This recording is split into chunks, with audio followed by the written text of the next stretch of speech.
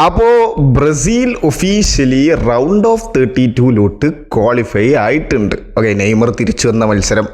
ഈ ഒരു മാച്ചിൽ 75-ാമത്തെ മിനിറ്റിലാണ് നെയ്മറെ ആൻസലോട്ടി ഇറക്കിയത്. ആ ഒരു ഒരു ദേഷ്യം ആൻസലോട്ടിയോട് ഉണ്ട്. ബട്ട് സ്റ്റിൽ നെയ്മറെ ഇറക്കിയല്ലോ. ഇനി നോക്കൗട്ട് മാച്ച് തൊട്ട് നമുക്ക് ഫസ്റ്റ് ലെവലിൽ വരെ സ്റ്റാർട്ടിംഗ് ലെവലിൽ തന്നെ കാണാമല്ലോ. 90 മിനിറ്റും കളിക്കാനുള്ള ഫിറ്റ്നസ് ഉണ്ട് എന്നൊക്കെ ആൻസലോട്ടി പറഞ്ഞെങ്കിലും സ്റ്റാർട്ടിംഗ് ലെവലിൽ ഇറക്കിയില്ല. പക്വയിൽ തന്നെയാണ് ആ ഒരു IMF റോഡിൽ നമ്പർ 10 റോഡിൽ ഇറക്കിയിട്ടുണ്ടായിരുന്നത്. നെയ്മറെ സബ്സ്റ്റിറ്റ്യൂട്ട് ആയിട്ടായിരുന്നു 75-ാമത്തെ മിനിറ്റിലായിരുന്നു നെയ്മറെ ഇറക്കിയിട്ടുണ്ടായിരുന്നത്.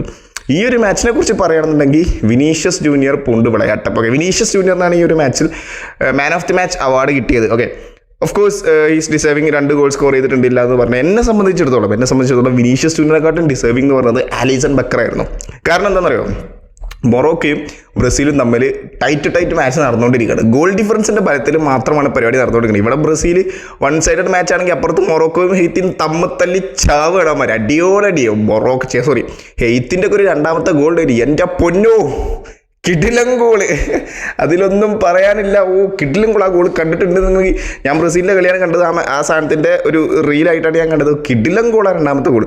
അപ്പം ബ്രസീലിൻ്റെ ഇവിടെ ഒരു 1 സൈഡഡ് മാച്ചാണ്. സ്കോട്ട്ലൻഡും ബ്രസീലും തമ്മിലുള്ള മാച്ച് ടൈറ്റ് ആയിരിക്കും. അവിടെ മൊറോക്കോയും ഹെയ്ത്തിയും 1 സൈഡഡ് മാച്ച് ആയിരിക്കും എന്ന് വിചാരിച്ച നമ്മൾ, പക്ഷേ ഇവിടെ ബ്രസീലും സ്കോട്ട്ലൻഡും 1 സൈഡായി. മൊറോക്കോ ഹെയ്ത്തി നല്ല ടൈറ്റ് മാച്ചായി. ഹെയ്ത്തി ആദ്യം ഒരു ഗോൾ സ്കോർ ചെയ്തു, മൊറോക്കോ തിരിച്ചടിച്ചു. ഹെയ്ത്തി വീണ്ടും ഗോൾ സ്കോർ ചെയ്തു, മൊറോക്കോ തിരിച്ചടിച്ചു. പിന്നെ 2 കൂടി മൊറോക്കോ തിരിച്ചടിച്ച് 4-2 എന്നുള്ള സ്കോറിനായി മാറി. ഞാൻ പറഞ്ഞു വന്നതൊന്നുമല്ല. അപ്പോൾ ഈ ഒരു ഗോൾ ഡിഫറൻസിൻ്റെ പരിപാടിയിലാണ് 2 ടീമും ജയിക്കും എന്ന് എല്ലാവർക്കും അറിയാം. പക്ഷേ എത്ര ഗോൾ ഡിഫറൻസ് ആയിരിക്കും, ആരായിരിക്കും ഗ്രൂപ്പ് ചാമ്പ്യൻസ്? കാരണം ഗ്രൂപ്പ് ചാമ്പ്യൻസ് ആരാണോ അങ്ങനെയായിരിക്കും റൗണ്ട് ഓഫ് 32ൻ്റെ പരിപാടി ചിന്തിക്കുക, റൗണ്ട് ഓഫ് 32ൻ്റെ പരിപാടി വരിക. അപ്പോൾ ഗ്രൂപ്പ് ചാമ്പ്യൻസ് ആരായിരിക്കും എന്നുള്ള തീരുമാനത്തിലാണ് ഈ ഒരു പരിപാടി പൊയ്ക്കൊണ്ടിരിക്കുന്നത്. അപ്പോൾ അങ്ങനത്തെ ഒരു സാഹചര്യത്തിൽ ബ്രസീൽ എത്ര ഗോൾ വഴങ്ങുന്നത് പ്രശ്നമാണ്. ഓക്കെ, സ്കോട്ട്ലൻഡിന് ചാൻസ് കിട്ടാത്ത പ്രശ്നമൊന്നുമില്ല. മെക്ടോമനിൻ്റെ നല്ലൊരു ഹെഡ് ഉണ്ടായിരുന്നു, സ്കോട്ട്ലൻഡിൻ്റെ സ്ട്രൈക്കറിന് നല്ലൊരു ഹെഡ് ഉണ്ടായിരുന്നു. അങ്ങനെ കുറേ ചാൻസസ് ഉണ്ടായിരുന്നു. പക്ഷേ അതെല്ലാം ആലിസൺ ബക്കർ എന്ന് പറഞ്ഞിട്ടുള്ള ഈ ഒരു ഗോൾ കീപ്പർ സേവ് ചെയ്തു. ഓൺ ദ ഫീൽഡിൽ ആലിസൺ ബക്കർ അടിപൊളിയാണെന്നുള്ള കാര്യം നമുക്കറിയാം. Is one of the best goalkeeper in the world right now. ലിവർപൂളിൻ്റെ മെയിൻ ഗോൾ കീപ്പർ അദ്ദേഹമാണ്. One of the best goal കീപ്പറാണെന്ന് നമുക്കറിയാം. സോ അദ്ദേഹം പ്രൂവ് ചെയ്തു. ഓക്കെ, ഒരു ലെജൻഡറി പെർഫോമൻസ് ഒക്കെ ആണെന്നൊക്കെ ചോദിച്ചു കഴിഞ്ഞാൽ അത്രയധികം ചലഞ്ചസ് ആലിസൺ ബക്കറിന് വന്നിട്ടില്ല ഈ ഒരു മാച്ചിൽ. വന്നത് ഒരു 5-6 സേവ്, നല്ല ക്രൂഷ്യൽ സേവുകളായിരുന്നു. അത് ആലിസൺ ബക്കർ വളരെ കൃത്യമായിട്ട് അത് സേവ് ചെയ്തത്. എന്നെ സംബന്ധിച്ചിടത്തോളം ഇന്നത്തെ മാച്ചിലെ മാൻ ഓഫ് ദി മാച്ച് എന്ന് പറയുന്നത് ആലിസൺ ബക്കറാണ്. ഓക്കെ, അത് കാരണം വേറെ ഒന്നുമല്ല. ഈ ഒരു മാച്ച് എന്ന് പറയുന്നത് നമ്മൾ മാച്ചിൻ്റെ ഇമ്പോർട്ടൻസ് നമ്മൾ നോക്കണമല്ലോ. അതായത് ഗോൾ ഡിഫറൻസിൻ്റെ ബലത്തിൽ മാത്രം ഗ്രൂപ്പ് ചാമ്പ്യൻസ് ആയ ഒരാളാണ് ബ്രസീൽ എന്ന് പറയുന്നത് ഇപ്പോൾ. ഓക്കെ, 2 കളി ജയിച്ചു, 1 കളി സമനില, മൊറോക്കനായിട്ട് ഗോൾ ഡിഫറൻസ് ഉണ്ട്. അപ്പോൾ ആ ഒരു ഗോൾ ഡിഫറൻസിൻ്റെ പരിപാടി നമ്മളെ സേവ് ചെയ്തത് ആലിസൺ ബക്കറാണ്. ഒരു ഗോൾ പോലും വഴങ്ങാതെ. വിനീഷ്യസ് ജൂനിയർ ഓഫ് കോഴ്സ് അവിടെ കളിച്ചിട്ട് 2 ഗോൾ സ്കോർ ചെയ്തു. ആദ്യം സ്കോട്ട്ലൻഡിൻ്റെ മിസ്സിൽ നിന്ന് വിനീഷ്യസ് ജൂനിയർ അത് മുതലെടുത്തത് ഗോൾ സ്കോർ ചെയ്തു. 2ാമത് പിന്നെ വീണ്ടും നമ്മുടെ ആരുടെ അസിസ്റ്റൻ്റ് ആയിരുന്നു, നല്ലൊരു കിടിലൻ ഗോളായിരുന്നു അത്. പക്ഷേ അപ്പോൾ വിനീഷ്യസ് ജൂനിയർ അങ്ങനെ 2 ഗോൾ സ്കോർ ചെയ്തു. പിന്നെ അതുപോലെ മാത്യൂസ് കുഞ്ഞ ബ്രൂണോ ഗിമറസിൻ്റെ അസിസ്റ്റിൽ നിന്നും സെക്കൻഡ് ഹാഫിൽ ഒരു ഗോൾ സ്കോർ ചെയ്തു. ബ്രസീലിൻ്റെ ലൈനപ്പിലോട്ട് വരികയാണെങ്കിൽ ആലിസൺ ബക്കറോ ഞാൻ പറഞ്ഞു കിടിലൻ കളി, ഒന്നും പറയാനില്ല. ഡിഫൻഡേഴ്സായിട്ട് നമ്മുടെ ഗബ്രിയൽ മഹല്ലസും മാർക്കിനസും തന്നെ, ലെഫ്റ്റ് ബാക്കായിട്ട് ഡഗ്ലസ് ആൻഡേഴ്സും, റൈറ്റ് ബാക്കായിട്ട് ഡാനിലോയും, mid Casemiro, Bruno Guimarães, Lucas Paquetá ഒരു നമ്പർ 10 റോളിൽ, ലെഫ്റ്റിൽ വിനീഷ്യസ്, റൈറ്റിൽ രായൻ വളരെ ഇമ്പോർട്ടൻ്റ് ആയിട്ടുള്ള റോളാണ് കഴിച്ചത് റാഫീന ഇല്ലാത്തതുകൊണ്ട്. സ്ട്രൈക്കറായിട്ട് മാത്യൂസ് കുഞ്ഞ. ഓക്കെ, പിന്നെ എൻ്റെ വേൾഡ് കപ്പ് വീഡിയോസും കാര്യങ്ങളൊക്കെ ഇഷ്ടമാണെന്നുണ്ടെങ്കിൽ ചാനൽ ജസ്റ്റ് ഒന്ന് സബ്സ്ക്രൈബ് ചെയ്തിട്ടോ. സോ രായൻ്റെ ഒരു ഇമ്പോർട്ടൻസ് ഞാൻ പറഞ്ഞത് എന്തുകൊണ്ട് ലൂയിസ് എൻട്രിക്കേനെ പറ്റി രായനെ കൊണ്ടുവന്നു. ക്വാളിറ്റി പ്ലെയർ, ക്വാളിറ്റി വൈസ് അല്ലെങ്കിൽ അറ്റാക്കിംഗ് വൈസ് ഒക്കെ നോക്കുകയാണെങ്കിൽ ലൂയിസ് എൻട്രിക്കേനാണ് അവിടെ ഇറക്കേണ്ടത്. റാഫീനൊക്കെ പറയുന്നത് റാഫീന ഇഞ്ചുറിയാണ്. റാഫീന ഉണ്ടെങ്കിൽ ഓഫ് കോഴ്സ് റാഫീനെ തന്നെയാണ് ഇറക്കുക. റാഫീന ഇല്ലാത്ത സമയത്ത് ലൂയിസ് എൻട്രിക്കേനാണ് അവിടെ പൊതുവെ ഇറക്കുക. എന്തുകൊണ്ട് രായനെ ഇറക്കുക? കഴിഞ്ഞ മാച്ചിൽ നമ്മൾ ശ്രദ്ധിച്ചു രായനെ ഇറക്കി. 19 വയസ്സ് മാത്രം പ്രായമുള്ള രായനെ എന്തിനെ ഇറക്കി? ഓക്കെ, ഇറ്റ്സ് എ ക്വസ്റ്റ്യൻ ആണ്. കാരണം അത് വളരെ ഇമ്പോർട്ടൻസ് ഉണ്ട്. കാർലോ ആൻസലോട്ടി ഇറക്കിയതിൽ വിനീഷ്യസ് ജൂനിയറുടെ സൈഡിൽ എന്ന് പറഞ്ഞാൽ തുരുതുരാൻ അറ്റാക്കുകളാണ്. ഓക്കെ, ആ സൈഡിൽ നമുക്ക് ആകെ ഒരു ക്രിയേറ്റീവ് ആയിട്ടുള്ള ഒരു പരിപാടി വരുന്നത്. ഓക്കെ, ലുക്കാസ് പക്വേറ്റ ഉണ്ട് ഇല്ല എന്നല്ല, പക്ഷേ വിനീഷ്യസ് ജൂനിയറിൻ്റെ ആ ഒരു ലെഫ്റ്റ് വിങ്ങിലൂടെയാണ് നമുക്ക് കൂടുതൽ ക്രിയേറ്റിവിറ്റിയും പരിപാടികളൊക്കെ വരുന്നത്. അപ്പം റൈറ്റിൽ എന്തുകൊണ്ട് രായൻ എന്തുകൊണ്ട് ഇറക്കി എന്നുള്ളത്, ലൂയിസ് എൻട്രിക്കെ ഇറക്കി കഴിഞ്ഞാൽ വിനീഷ്യസ് ജൂനിയറിനെ പോലെ തന്നെ ലൂയിസ് എൻട്രിക്കയും റൈറ്റിൽ അറ്റാക്ക് ചെയ്യും. അങ്ങനത്തെ വരുന്ന സമയത്ത് സ്കോട്ട്ലൻഡിന് കൂടുതൽ ബോൾഡ്. കാരണം ഇങ്ങനെ കൂടുതൽ അറ്റാക്ക് ചെയ്ത് കഴിഞ്ഞ് കഴിഞ്ഞാൽ ഒന്നല്ലെങ്കിൽ ബോള് പുറത്തോട്ട് പോയിക്കാണ്ട് സ്കോട്ട്ലൻഡിന് കിട്ടും, അല്ലെങ്കിൽ ബ്രസീലിനെ റീബൗണ്ട് കിട്ടും. പക്ഷേ റീബൗണ്ട് ബ്രസീലിന് തിരിച്ച് കിട്ടാനുള്ള ചാൻസ് ഒരു 20-30% മാത്രമുള്ളൂ. ഓക്കെ, അപ്പോൾ രായനാണെന്നുണ്ടെങ്കിൽ പിടിച്ച് കളിക്കാൻ പറ്റിയ ടൈപ്പ് ഓഫ് പ്ലെയർ ആണ്. കാരണം ബോള് കൺട്രോൾ ചെയ്ത് പിടിച്ച് കളിക്കാൻ പറ്റിയ ടൈപ്പ് ഓഫ് പ്ലെയർ ആണ്. നിങ്ങൾ ശ്രദ്ധിച്ചാൽ മതി, റൈറ്റ് വിങ്ങിൽ കൂടെ കളിക്കുന്ന സമയത്തൊക്കെ ഒരു ടൈം വേസ്റ്റിംഗ് പോലെ ഒരു പരിപാടിയാണ്. കുറേ നേരം ബ്രസീലിൻ്റെ കയ്യിൽ ബോൾ പൊസഷൻ നിൽക്കുന്നുണ്ട്. ഓക്കെ, അതുകൊണ്ടാണ് അവിടെ രായൻ ഇറക്കിയെന്നാണെന്നാണ് എനിക്ക് പേഴ്സണലി തോന്നുന്നത്. പിന്നെ ലുക്കാസ് പക്കേറ്റ് ആ ഒരു മിഡിൽ, നെയ്മർ ഇല്ലെങ്കിൽ ലുക്കാസ് പക്കേറ്റിനെ അവിടെ ഇറങ്ങാൻ ഉള്ളൂ, വേറെ ആരും ഇല്ല. ഓക്കെ, ലുക്കാസ് പക്കേറ്റ പുള്ളി എങ്ങനെയാണോ കളിക്കേണ്ടത് ആ മിഡിൽ ഫസ്റ്റ് കളിയൊക്കെ വെച്ച് മൊറോക്കനായിട്ടുള്ള ഗെയിമിനൊക്കെ അഗേൻസ്റ്റ് നോക്കുന്ന സമയത്ത് ഈ ഒരു മാച്ചിൽ നല്ല പെർഫോമൻസ് ഫുൾ ഓഫ് ചെയ്തിട്ടുണ്ട് ലുക്കാസ് പക്കേറ്റ. ബോൾ പിടിച്ച് കളിക്കുന്നുണ്ട്, ബാക്കിൽ വന്ന് ബോൾ ട്രാക്ക് ബാക്ക് ചെയ്ത് ബോൾ എടുക്കുന്നുണ്ട്, നല്ല ബോളുകൾ വിനീഷ്യസ് ജൂനിയറിന് എത്തിച്ച് കൊടുക്കുന്നുണ്ട്, രായന് എത്തിച്ച് കൊടുക്കുന്നുണ്ട്. രായനൊക്കെ ഇന്നത്തെ മാച്ചിൽ നല്ല കളി കളിച്ചിട്ടുണ്ടോ. മാത്യൂസ് കുഞ്ഞയാണ് പൊതുവേ ആ ഒരു കുറച്ചും കൂടി പിടിച്ച് കളിക്കുന്ന റോള്. പുള്ളിയെ പ്രോപ്പർ നമ്പർ 9 സ്ട്രൈക്കറായിട്ട് അങ്ങോട്ട് വിട്ടു, ഈ കുറച്ച് അങ്ങനെ വിട്ടു. മാത്യൂസ് കുഞ്ഞയാണ് ഇപ്പോൾ അവിടെ ഉള്ളത്. പുള്ളി തന്നെയാണ്, മാത്യൂസ് കുഞ്ഞ് തന്നെയാണ് ഇമ്പാക്റ്റ് ഉണ്ടാക്കുന്നതും. ഓക്കെ, അങ്ങനെയൊക്കെയാണ് ബ്രസീലിൻ്റെ ലൈനപ്പ് കാര്യങ്ങൾ. അപ്പുറത്ത് സ്കോട്ട്ലൻഡിൽ മെക്ടോമിനെയും അങ്ങനെ കുറച്ച് ആൾക്കാർ, എനിക്ക് ആകെ ഒരു നോൺ പേരുള്ളത് മെക്ടോമിനെ മാത്രമാണ് അതിലുള്ളത്. സോ അവർ ഒരു സിസ്റ്റമാറ്റിക് ആയിട്ടുള്ളൊരു പ്ലേ ആണ്. ഓക്കെ, പക്ഷേ ആ ഒരു സിസ്റ്റമാറ്റിക് ആയിട്ടുള്ള പ്ലേ ഈ ഒരു ജോഗോ ബൊരിറ്റോ എന്ന് പറഞ്ഞിട്ടുള്ള ഈ ഒരു ബ്രസീലിൻ്റെ ബ്യൂട്ടിഫുൾ ഫുട്ബോൾ കൊണ്ട് അവർ ലിറ്ററലി കില്ല് ചെയ്തു സ്കോട്ട്ലൻഡിനെ. ഓക്കെ, അത് നമ്മൾ പറയുന്നത് വേണം. പൊസഷൻ ഞാൻ പറഞ്ഞല്ലോ 54-46, 54 ബ്രസീലിനും 46% ആണ് സ്കോട്ട്ലൻഡിനുള്ളത്. 21 ഷോട്ട് ബ്രസീൽ എടുത്തിട്ടുണ്ട്, അത് 6 ബിഗ് ചാൻസ്, അതിന് 3 മാത്രമേ കൺവേർട്ട് ചെയ്യാൻ ബ്രസീലിന് പറ്റിയിട്ടുള്ളൂ. അതും നമ്മൾ ചിന്തിക്കണം. വിനീഷ്യസ് ജൂനിയറിനെ ഹാട്രിക് അടിക്കാനുള്ള ചാൻസ് കിട്ടിയിട്ടുണ്ട്, ഇറ്റ്സ് എ ഫാക്ട്. വിനീഷ്യസ് ജൂനിയറിന് കിട്ടിയിട്ടുണ്ട്, പക്ഷേ അദ്ദേഹം പുള്ളി യൂസ് ചെയ്തില്ല മീൻസ് ഗോൾ കീപ്പർ സേവ് ചെയ്തു. ഓക്കെ, പിന്നെ 6 ബിഗ് ചാൻസ് കിട്ടിയിട്ടുണ്ട്. മറ്റവർക്കാണെന്നുണ്ട് വെറും 2-3 ബിഗ് ചാൻസ് മാത്രമേ ഉള്ളൂ. അത് ആലിസൺ ബക്കർ വളരെ പ്രോപ്പറായിട്ട് അത് സേവ് ചെയ്യുകയും ചെയ്തു. ഓക്കെ, ഷോട്ട് ഓൺ ടാർഗറ്റ് എത്ര 7 അവർ 3 അത്രയും കണ്ടായിട്ട് വളരെ നല്ല വ്യത്യാസമുണ്ട്. 21 ഷോട്ടും അവിടെ വെറും 10 ഷോട്ട്, 7 ഓൺ ടാർഗറ്റ്, 2 ഓൺ ടാർഗറ്റും. അറ്റാക്കിങ്ങിൽ കംപ്ലീറ്റ് ഡോമിനേഷൻ ബ്രസീലിൻ്റെ കയ്യിൽ നിന്നാണ്. ബ്രസീലിലാണെന്നുണ്ടെങ്കിൽ ഡിഫെൻസീവലി അത്യാവശ്യം നല്ല ചലഞ്ചസ് വരുന്നുണ്ട്. വെൻ കമ്പയറിംഗ് ടു ഹെയ്ത്തിനെ വെച്ച് വന്ന സമയത്ത് അത്രയധികം ചലഞ്ചസ് ഇല്ലായിരുന്നു. പക്ഷേ സ്കോട്ട്ലൻഡിൽ വന്ന സമയത്ത് അത്യാവശ്യം ചലഞ്ചസ് ഉണ്ട്. പക്ഷേ മക്കല്ലസും മാർക്കിനിയസും വളരെ ബ്യൂട്ടിഫുൾ ആയിട്ട് അത് ഹാൻഡിൽ ചെയ്തു. ഓക്കെ, പിന്നെ അതുപോലെ ഡാനിയിൽ ഒരു പരിധി വരെ എക്സ്പോസ്ഡ് ആയി പോകുന്നുണ്ടായിരുന്നു. ഡാനിയിലോട്ട് ഒരു സ്ലൈഡിങ് ടാക്കിലൊക്കെ ഉണ്ടായിരുന്നു, ബോക്സിൻ്റെ തൊട്ട് പോകുന്നുണ്ട്. ഭാഗ്യത്തിനാണ് അത് പെനാൽറ്റി ആവുന്നത്. ഓരോ ഗോൾ കൺസീഡ് ചെയ്യുന്നത് ഭയങ്കര ഇമ്പോർട്ടൻ്റ് ആണ് ഗ്രൂപ്പ് സ്റ്റേജിൽ. കാരണം അപ്പുറത്ത് ലൈവായിട്ടാണ് മൊറോക്കൻ്റെയും ഹിത്തിൻ്റെയും മാച്ച് അപ്പുറത്ത് നടന്നുകൊണ്ടിരിക്കുന്നത്. അവന്മാർ എത്ര ഗോൾ ഇടുമെന്ന് നമുക്ക് ഒരു ഐഡിയ ഇല്ല. അങ്ങനത്തെ സിറ്റുവേഷനിലാണ് ഇവിടെ ബോക്സിൻ്റെ തൊട്ടപ്പുറത്ത്. ഭാഗ്യത്തിന് പെനാൽറ്റി ആയില്ല. ഡാനിലോക്ക് അതിന് യെല്ലോ കാർഡും കിട്ടി. ഡാനിലോ കുറച്ച് എക്സ്പോസ്ഡ് ആയി പോകുന്നുണ്ടായിരുന്നു. പിന്നെ ലെഫ്റ്റ് വിങ്ങിൽ ഡഗ്ലസ് സാന്റോസ് പുള്ളിക്ക് അങ്ങനെ വല്ലാതെ ചലഞ്ച് വന്നിട്ടില്ല. ആ ഒരു ലെഫ്റ്റ് വിങ്ങിൽ വല്ല ചലഞ്ച് വന്നിട്ടില്ല. പിന്നെ ഡഗ്ലസ് സാന്റോസിനെ സബ്സ്റ്റിറ്റ്യൂട്ട് ചെയ്ത് 80ാമത്തെ മിനിറ്റിൽ അലക്സാൻഡ്രോനെ ഇറക്കിയിട്ടുണ്ട്. അലക്സാൻഡ്രോ ആണ് നമ്മുടെ മെയിൻ ലെഫ്റ്റ് ബാക്ക് എന്ന് പറയുന്നത്. പുള്ളിക്ക് ഇഞ്ചുറി ആയതുകൊണ്ട് പുള്ളിയെ ആൻസലോട്ടിയോടെ പുറത്ത് വെച്ചേക്കായിരുന്നു, നെയ്മറെ പോലെ തന്നെ പുറത്ത് വെച്ചേക്കായിരുന്നു. സോ ആ ഒരു ലെഫ്റ്റ് ബാക്കിൽ അലക്സാൻഡ്രോനെ സബ്സ്റ്റിറ്റ്യൂട്ട് ആയിട്ട് ഇറക്കിയിട്ടുണ്ടെന്ന് ചിലപ്പോൾ മേ ബി നെക്സ്റ്റ് മാച്ച് ഇട്ട് ചിലപ്പോൾ മേ ബി അലക്സാൻഡ്രോനെ ആക്കാൻ ചാൻസ് ഉണ്ട്. ബ്രൂണോ ഗുയിമറസും കസമീറോയും കുഴപ്പമില്ല. ഗുയിമറസ് ഞാൻ പറഞ്ഞല്ലോ, ഗുയിമറസ് കുറച്ചും കൂടി ക്രിയേറ്റീവ് ടൈപ്പ് ഓഫ് മിഡ്ഫീൽഡറാണ്. പുള്ളി നല്ലപോലെ ത്രൂ ബോളുകൾ കൊടുക്കുന്നുണ്ട്. മാത്യൂസ് കുഞ്ഞക്ക് ത്രൂ ബോൾ കൊടുത്തത് ബ്രൂണോ ഗുയിമറസാണ്. ഓക്കെ, അത് കഴിഞ്ഞിട്ടുള്ള ഒരു സെലിബ്രേഷൻ നിങ്ങൾ ശ്രദ്ധിച്ചാൽ മതി. പുള്ളിയുടെ ഈ സെലിബ്രേഷൻ കഴിഞ്ഞിട്ട് ബ്രൂണോ ഗുയിമറസിൻ്റെ ബൂട്ട് ആ ഒരു അസിസ്റ്റിൻ്റെ ആ ഒരു പരിപാടി ഉണ്ടല്ലോ, ആ ഒരു സെലിബ്രേഷനൊക്കെ നടത്തുന്നത് നമ്മൾ കണ്ടു. കാരണം ബ്രൂണോ ഗുയിമറസ് നല്ല ക്രിയേറ്റീവ് പ്ലെയറാണ്, നല്ല ബോളുകൾ ഇട്ട് കൊടുക്കുന്നുണ്ട്. സോ അതിൽ one of the creative ball score ചെയ്തതാണ് മാത്യൂസ് കുഞ്ഞൻ്റെ ആ ഒരു 3ാമത്തെ ഗോൾ എന്ന് പറയുന്നത്. സോ ബ്രൂണോ ഗുയിമറസ് അങ്ങനെ ഒരു ടൈപ്പ് ഓഫ് മിഡ്ഫീൽഡാണ്. കസമീറ കുറച്ചും കൂടി ഡിഫെൻഡിങ്ങിലോട്ട് ഇറങ്ങി ബോൾ പിടിച്ച് കളിക്കുന്ന ടൈപ്പ് ഓഫ് പ്ലെയർ. അത് ഒരു പരിധി വരെ ഓക്കെ. പക്ഷേ കമ്പയറിങ് ടു മറ്റേ മൊറോക്കനൊക്കെ വെച്ച് ആ ഒരു സമയത്ത് മാച്ചൊക്കെ വെച്ച് നോക്കുന്ന സമയത്ത് ഈ ഒരു മാച്ചിൽ ഭയങ്കരമായിട്ടുള്ള ഇമ്പ്രൂവ്മെൻറ്റ് ഉണ്ട്. ലൂക്കാസ് പക്കറ്റ് ഞാൻ ഓൾറെഡി പറഞ്ഞു, അടിപൊളി, ഒന്നും പറയാനില്ല. അതിൻ്റെ പുള്ളിയുടേതായിട്ടുള്ള ലിമിറ്റേഷൻ ഉണ്ട്, പക്ഷേ ബട്ട് സ്റ്റിൽ പറ്റുന്ന പോലെയൊക്കെ പുള്ളി ട്രൈ ചെയ്തിട്ടുണ്ട്. ലെഫ്റ്റ് വിങ്ങിൽ വിനീഷ്യസ്, അത് ഞാൻ പറയണ്ടല്ലോ, 3 ബാക്ക് ടു ബാക്ക് മറ്റേ മാൻ ഓഫ് ദി മാച്ച് ആയേക്കാണ് വിനീഷ്യസ് ജൂനിയർ. എനിക്ക് തോന്നുന്നു വിനീഷ്യസ് ജൂനിയർ ഫസ്റ്റ് മാച്ചിലും സെക്കൻഡ് മാച്ചിലും തേർഡ് മാച്ചിലും ഗോൾ സ്കോർ ചെയ്തിട്ടുണ്ട്. ഇങ്ങനെ വേൾഡ് കപ്പ് സ്റ്റേജിൽ അല്ലെങ്കിൽ കോൺസിക്യൂട്ടീവ് ആയിട്ട് 3 മാച്ചിലും ഗോൾ സ്കോർ ചെയ്ത വളരെ കുറച്ച് പ്ലേയേഴ്സ് മാത്രമേ ഉള്ളൂ. റൊണാൾഡോ നസാരിയോ, റൊമാരിയോ, റിവാൾഡോ, ഇപ്പോൾ വിനീഷ്യസ് ജൂനിയർ. നെയ്മറിന് പോലും ആ ഒരു റെക്കോർഡില്ല.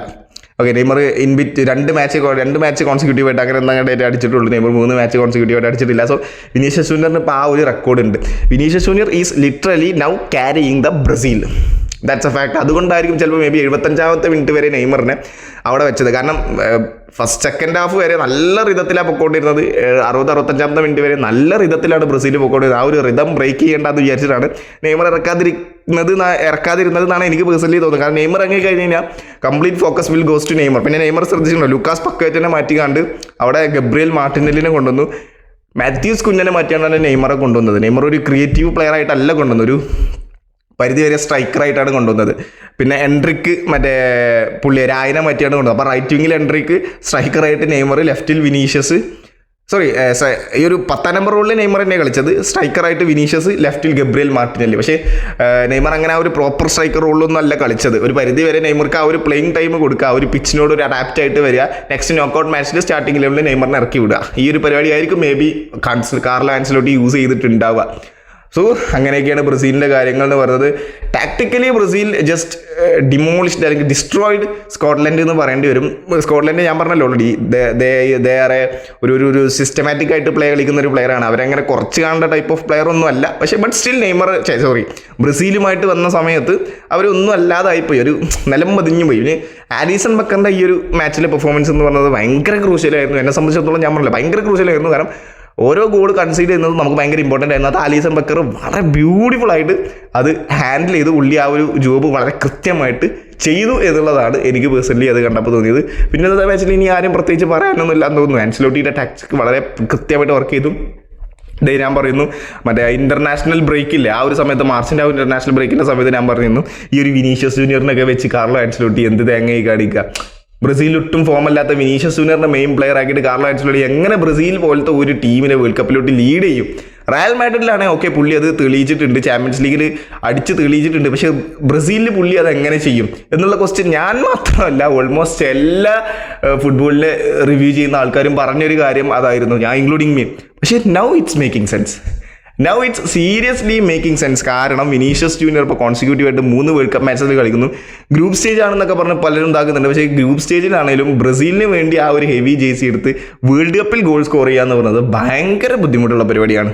ഓക്കെ, കാരണം അത്രയും എക്സ്പെക്ടേഷൻസ് ആണ് ബ്രസീൽ വേൾഡ് കപ്പിന് വന്നിട്ടുള്ളത്. നമുക്കറിയാം ബ്രസീൽ ടീമിൻ്റെ ആ ഒരു ഫ്ലൈറ്റൊക്കെ മറ്റേ ബേപ്പിസം പരിപാടി ചെയ്തിട്ടാണ് വന്നിട്ടുള്ളത്. ആ ഒരു വെള്ളം അപ്പുറത്തുനിന്നും 2 സൈഡിൽ നിന്നും വെള്ളം ജസ്റ്റ് സ്പ്രേ ചെയ്തിട്ടൊക്കെയാണ് വന്നിട്ടുള്ളത്. ആ ഒരു പ്രോസസ്സിന് ബ്രസീലുകാർ പറയുന്നവരാണ് ബേപ്പിസം. കാരണം ആ പോകുന്നത് അമേരിക്കയിലോട്ട് പോകുന്നത് മയാമിയിലോട്ട്, കഴിഞ്ഞ മാച്ച് നടന്നത് മയാമിയിലാണ്, അമേരിക്കയിലോട്ട് USA, കാനഡ, ഈ ഒരു മെക്സിക്കോ, ഈ ഒരു 3 സ്ഥലത്തോട്ടും ബ്രസീൽ പോകുന്നത് ഒരു ലോട്ട് ഓഫ് എക്സ്പെക്ടേഷൻസും കൊണ്ടാണ്, പ്രതീക്ഷകളും കൊണ്ടാണ് ബ്രസീൽ പോകുന്നത്. കാരണം ചേരികളിൽ നിന്നും വളർന്നു വന്ന പിള്ളേർ അവിടെ നമ്മൾ ബ്രസീൽ മുക്കിലും മൂലയിലും ബ്രസീൽ ഫുട്ബോൾ സംസാരിക്കുന്ന ആൾക്കാരാണ് ബ്രസീൽ എന്ന് പറയുന്നത്. സോ അങ്ങനെ അത്ര എക്സ്പെക്ടേഷൻസോട് കൂടി വന്ന ബ്രസീലിൽ ഇങ്ങനെ ഇത്രയധികം നല്ല പെർഫോമൻസ് പുൾ ഓഫ് ചെയ്യുക, ഇത്രയും ലെജൻസ് നടന്നുപോയ രാജ്യമാണ് ഈ ഒരു ബ്രസീൽ എന്ന് പറയുന്നത്. അങ്ങനത്തെ ഒരു സ്ഥലത്ത് പെർഫോം ചെയ്യാന്ന് പറയുന്നത് ഭയങ്കര ബുദ്ധിമുട്ടുള്ള പരിപാടിയാണ്. സോ പക്ഷേ വിനീഷ്യസ് ജൂനിയർ അത് ചെയ്തു. ഓക്കെ, കാർലോ ആൻസലോട്ടി പുള്ളിയെ വെച്ച് അത് ചെയ്തു എന്നുള്ള കാര്യമാണെങ്കിൽ പറയുന്നത്. കാരണം ആ സമയത്ത് നമ്മൾ ഇൻക്ലൂഡിങ് മീ, ഞാനടക്കം ഭയങ്കരമായിട്ട് ക്രിറ്റിസിസം ചെയ്തത് കാർലോ ആൻസലോട്ടിനെ. പക്ഷേ now it's making sense. Okay, പിന്നെ എന്തുകൊണ്ട് നെയ്മറെ ഈ ഒരു വേൾഡ് കപ്പിലോട്ട് എടുത്തു, നെയ്മർ ക്യാരി ചെയ്യാൻ, അല്ലെങ്കിൽ എന്തുകൊണ്ട് നെയ്മർ എടുത്തു? പക്ഷേ നെയ്മറിൻ്റെ എക്സ്പീരിയൻസ്, ഈ ഒരു നെയ്മറിൻ്റെ പ്രസൻസ് തന്നെ ഈ ഒരു വേൾഡ് കപ്പ് സ്ക്വാഡിൽ നല്ല പോലെ പോസിറ്റീവ് ഫീൽ അടിക്കുന്നുണ്ട്, ഇല്ലേ? നമുക്ക് തന്നെ ഭയങ്കരമായിട്ട് തോന്നുന്നില്ല നെയ്മറിൻ്റെ ഒരു പ്രസൻസ് തന്നെ പോസിറ്റീവ് ഫീൽ അടിക്കുന്നത്. നെയ്മർ അവിടെ ഫോം ആയോ ഇല്ലേ? ഓക്കെ, അതൊരു വേറെ പാട്ട്. നെയ്മർ ഫോം ആവും, ബ്രസീലിന് വേണ്ടിയാണ് പുള്ളി എന്തും ചെയ്യും ബ്രസീലിന് വേണ്ടി. ആ സമയത്ത് പരിക്കോ ഇഞ്ചുറി അങ്ങനത്തെ കാര്യങ്ങളൊന്നും നോക്കില്ല.